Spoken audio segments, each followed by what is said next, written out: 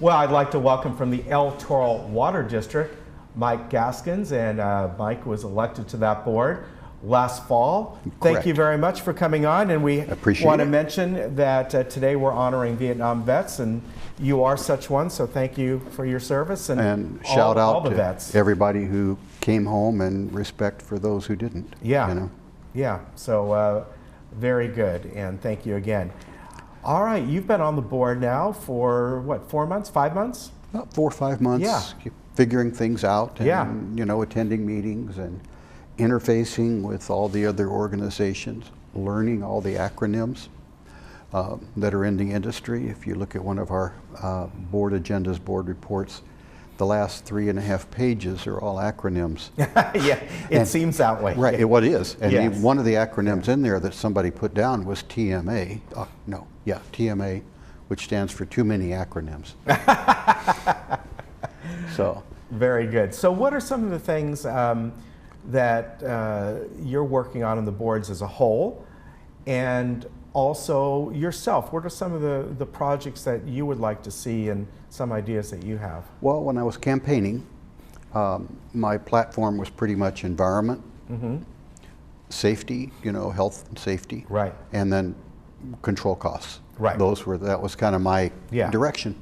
And I made the statement at the time, when I was on with you last time, that my impression is the district's been really well run, and nothing I've seen has changed that. Yeah. It is still a very well run district, won numerous awards in the industry, things, District of Distinction, District Transparency Certificate, Governance Finance Officers Association, Excellence in Financial Reporting, Public Communication Achievement Award in recycled water usage for a small agency, you know, just numerous awards over and over. And so they do give a great deal of value, and they do their jobs so well, they're really only come to mind when you have to pay the bill.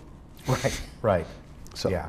Let me ask you along those lines, and I mentioned to Mike that I went to our water district's board meeting, which I'm up in Santa Margarita Water District, and they're looking about maybe raising rates. And one of the things that I got up and talked about and suggested, I know that from other board members on El Toro, that you either have or are looking to sort of sharing equipment. In other words, if one district has some equipment that's idle and another district might need that, they might share that. You know, the districts right around here to cut costs. Instead of each district buying this huge piece of apparatus that's only used a few times a year, it's needed, but it's only used a few times a year, you may all look into that together. And one of the things that I suggested and said, have you, or maybe I asked them to look into, what about when it comes to administrative costs or sharing, you know, the same billing service or whatever it might be? How do you feel about that, sharing costs with other districts? I think we do that to some extent. You know, we also share facilities. Our plant treats water up to a certain standard, right? But we don't have really a solids handling stream. Okay. So when we produce the biosolids, they are actually trucked to Molten Nigel. Okay. And they do the processing. So we are sharing processes and information. And you'll see people see the truck driving out and down, the big tanker truck. Okay. It makes 5 or 6 or 7 trips a day. Oh, it does? Moving wow. solids. Okay. Yeah. All right. So that's you know, a way to shared control thing. costs, yeah. I don't know about the shared billing. I haven't gotten into the roots of that, but certainly in terms of equipment, having a generator, the district has developed a really nice water truck that we've seen. It was designed primarily for emergency, but it seems to be working really well when we bring it to community events. Lake Forest Pet Expo, they had back in this winter sometime. You know, and so giving water to both the runners and the dogs and and things like that. So there's a lot of stuff that we do within our service area and also adjacent. There's a principle in science of interface. Right. That change only takes place at the edges of things, at the interface where things meet.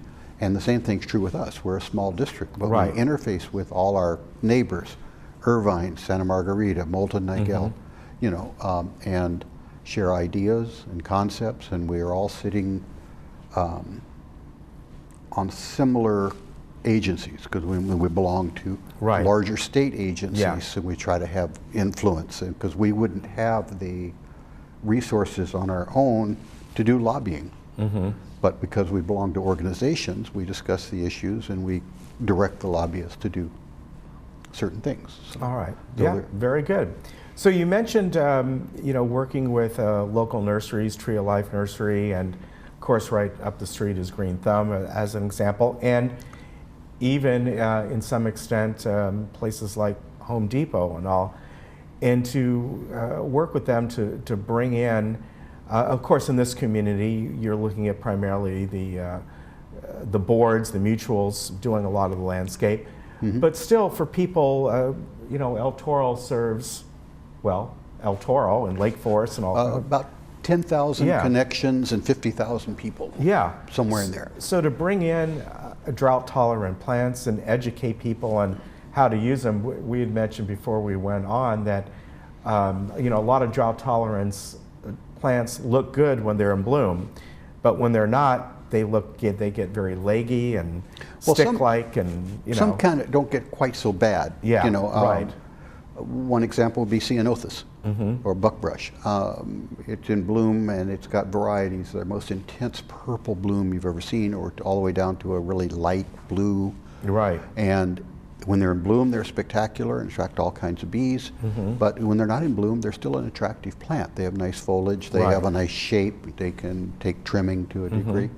And one of the programs that I did, you know, when we first talked, was that we're trying to work with Moulton Niguel Water District, Tree of Life Nursery, and people, and the point is to educate people in other nurseries, like Lowe's, because your nursery worker in Lowe's is not an expert. Right. Probably. Right. I can't say blanket, but probably. Yeah. But so having this program, and what kind of plants would really be good to be able to put in that both conserve water and look nice. Right. And at least from what I've learned, from our mutual up where I live, had a Green Thumb nursery come in one day and do a nice weekend presentation. And a lot of times drought tolerant plants, they still need, at least from at the start, maybe 6 months to a year of regular watering, and once they're established. Correct. And I think sometimes people are looking for plants that, you know, right from the start can not use a lot of water. Well, any of these landscape companies have their color areas, and they're continually planting and ripping out. Yeah, that's very true. Yeah. You know, but no, some of the plants, I mean, you need to establish a plant before it can really, really survive. Yeah, but there's a lot out there, and I think that'll be a great, you know, project. And I know your wonderful demonstration garden. I did a tour with Sherry Seitz up there when I think it's about a year ago. It opened, I think about a year ago we did that. And it's a very nice looking. If people haven't stopped by and done it, they should. And what's really unique about it is that you have areas that are plants from Australia, plants from Right, they aren't all Africa, natives, but they are low water usage. They're all low water usage, and they survive in areas that are similar to here, just other parts of the world. So it's quite a beautiful garden. Yeah, we're proud of it. Yeah, they did a very good job of that. So what are some of the things that are coming up with the recycled water? I know we have we've completed the second phase 2. Okay. And we're waiting for I think a final permit before it's completely online. Phase 3 is in the planning stage, but we financed phase 2 and phase 1 with grants.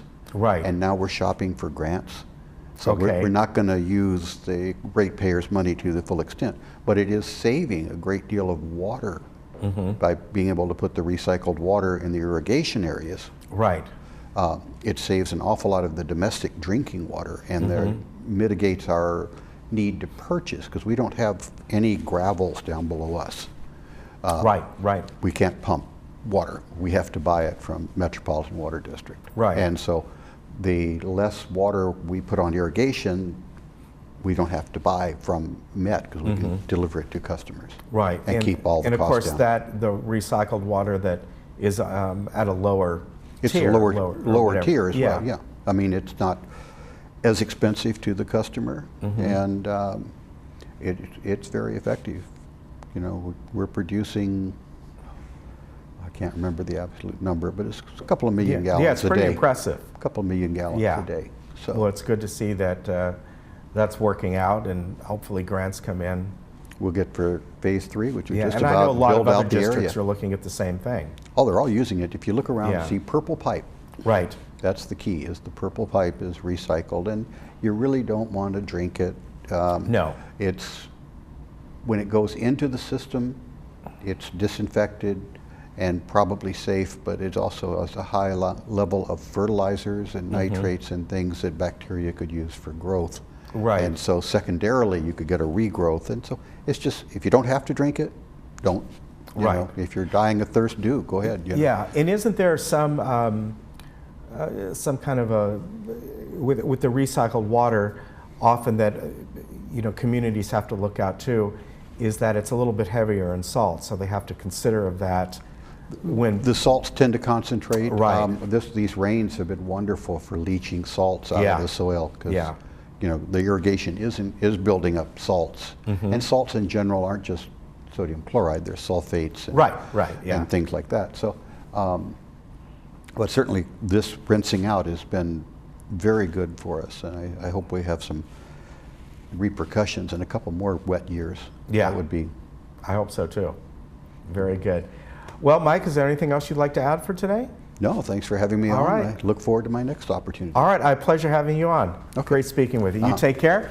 And if you want to learn more information, you can always go to the website, etwd.com.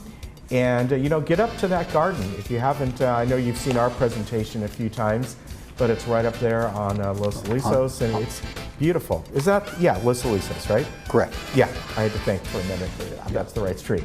But it's quite beautiful. Yeah, it's right next to the headquarters, and, you know, there's plenty of room to park there in the lot for the district. Yeah, and it's really nice. Good to see you. Walk across. Okay. We'll be right back.